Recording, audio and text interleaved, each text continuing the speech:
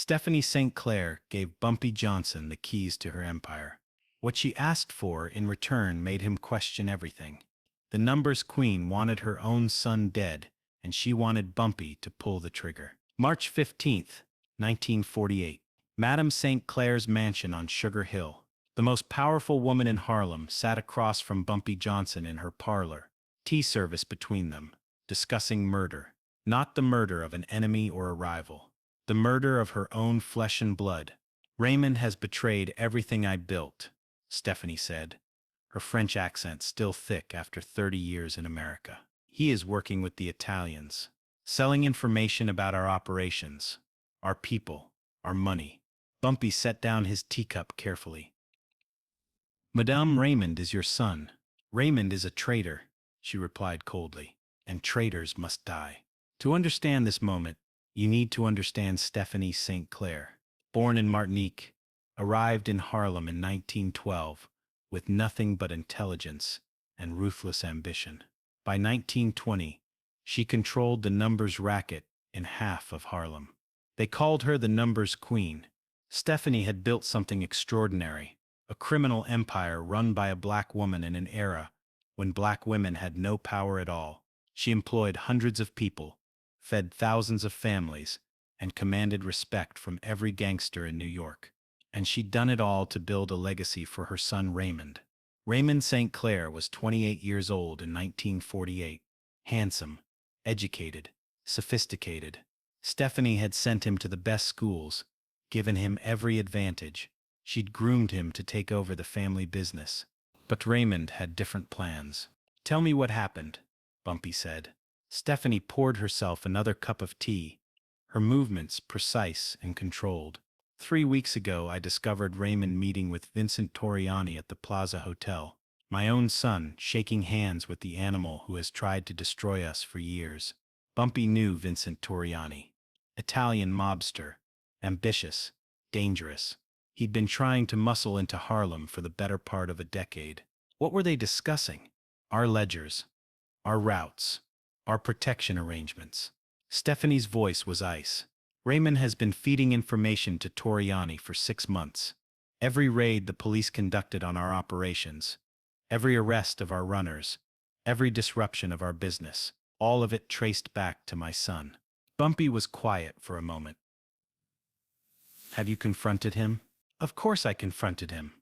Stephanie stood up, walked to the window overlooking Harlem. "Do you know what he said to me?" "What?" "He said the numbers game is finished, that the Italians are the future, that working with them is the only way to survive." She turned back to Bumpy. "He called me old-fashioned, said I was stuck in the past." "Maybe he's scared," Bumpy offered. "The Italians have been putting pressure on everyone." "My son is not scared," Stephanie said firmly. "My son is greedy. Torriani offered him more money than I pay him, offered him protection, offered him a partnership in their operations. So he chose them over you. He chose money over family, chose white criminals over his own people, chose betrayal over loyalty." Stephanie walked back to her chair, but didn't sit down. "There's more." "What more?" "Raymond has been stealing from us, taking money from our collections before it reaches our counters. I estimate he's stolen over $50,000 in the past year." Bumpy whistled low. $50,000 was serious money in 1948. "But that's not the worst part," Stephanie continued. "Raymond gave Torriani a complete list of our street runners. Names, addresses, family members. Last week, 3 of our best people were found dead in the East River." Bumpy's expression hardened. Raymond caused that. Raymond caused that." Stephanie finally sat down. "My son got 3 good men killed because he wanted Italian money in his pocket. Have you considered other options? Cutting him off? Exiling him?" "I considered everything," Stephanie replied. "But Raymond knows too much. He knows our entire operation, our financial arrangements, our political connections. As long as he's alive, he's a threat. And if he's dead, Torriani loses his source of information. Our operations can continue safely. Our people can work without fear." Bumpy studied Stephanie's face. The woman was serious, completely serious. "Why me?" Bumpy asked. You have people who could handle this. Because my people loved Raymond. They watched him grow up. They see him as family. Stephanie met Bumpy's eyes. They would hesitate, and hesitation gets people killed. You think I won't hesitate? I think you understand that sometimes family loyalty requires family sacrifice. Stephanie was right. Bumpy had made difficult choices before, but this felt different. What are you offering in return? Stephanie smiled for the first time since he'd arrived. Everything. What do you mean, everything? I'm 68 years old, Bumpy. I'm tired. I want to retire, move back to Martinique, spend my final years in peace. She gestured around the room. All of this, the numbers operations, the political connections, the protection arrangements, the entire St. Clair organization becomes yours. Bumpy was quiet for a long moment. The St. Clair organization was worth millions. It would double his power in Harlem overnight. There's a condition, Stephanie continued, which is, you don't just kill Raymond, you make an example of him. You make sure everyone in Harlem knows that traitors die, that betraying your own people has consequences.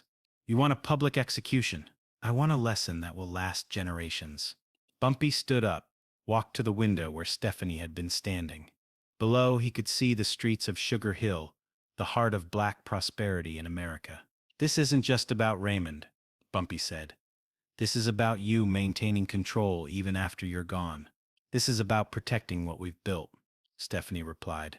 The Italians think they can divide us, turn us against each other, destroy us from within.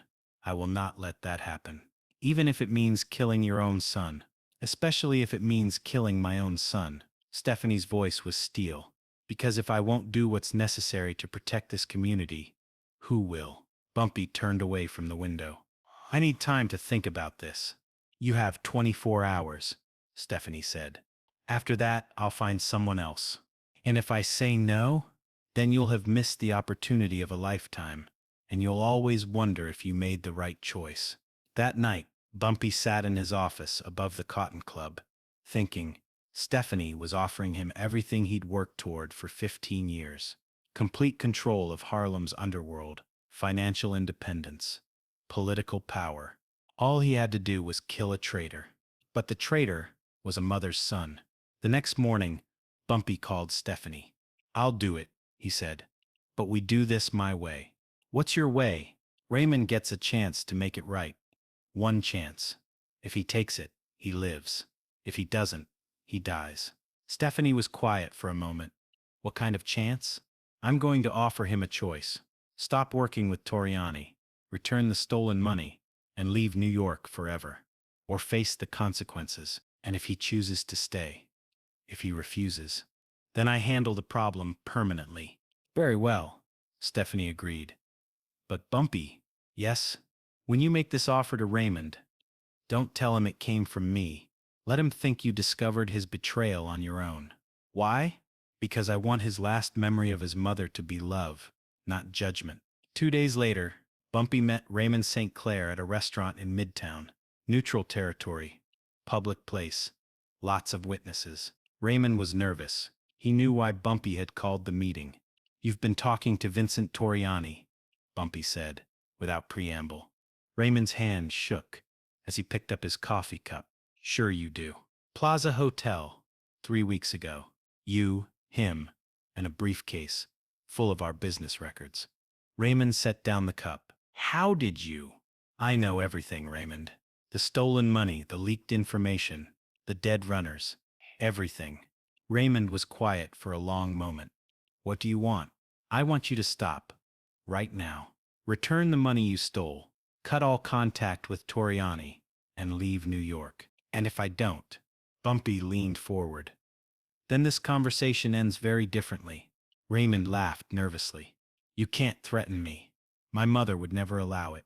Your mother doesn't know about this meeting. Bumpy lied smoothly. This is between you and me.